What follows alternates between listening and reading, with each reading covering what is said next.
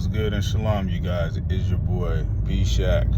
Very interesting subject. What is the origin of the Negro diaspora? The majority of us actually don't really care about these answers. But this video isn't for them. This video is for the people who actually care about this subject. Those who descended from the slave trade. Do we come from random African tribes? Do we come from a certain specific nation of people? So what I want to do is go through a couple of credible sources, and I know that's subjective, but argue with the source, not me. And we're gonna see what universities, what certain figures that we know in history have said about our origins and who they believe that we are. So let's take this ride and see what's going on. Libro de las Profecias of Christopher Columbus. Let's zoom in. So these are the very words and writings of Christopher Columbus to the Spanish rulers, September 13, 1501.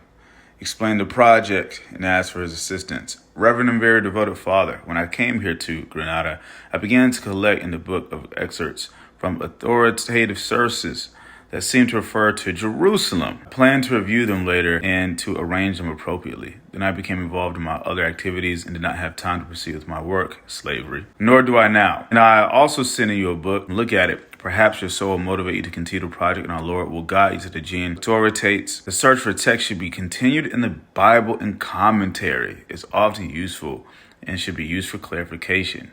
This is the beginning of book and collection of authoritative saying, opinion and prophecies concerning the need to recover the holy city and Mount Zion, and discovery and conversion of the islands of the Indies and all the peoples and nations for Ferdinand and Isabella, our Spanish rulers. Oh, you can look up this source for yourself, but basically what you've read is that Christopher Columbus is using the Bible and a Bible commentary book, as well as prophetic books from the Word, to look for people across the islands to enslave and convert to Christianity.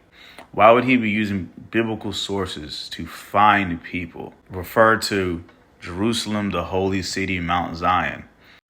JewishEncyclopedia.com. Jews say, then it gotta be right? Ardrith, the name in which the land, the great river, away from the habitation of man, in which the 10 tribes of Israel would dwell, observing the law of Moses until the time of restoration. According to 4th Esdras, chapter 8, verse 45, Columbus identified America with this land. And then we know in history he came and colonized America and the Negroid natives, intermarrying them with the Africans brought. We see in the last source, he believed Israelites were among the islands. And in this source, he believed they were also in Americas. And if you're already privy to this information, support Incoming Kingdom at getgainsandgone.com. Shemitic, not Semitic.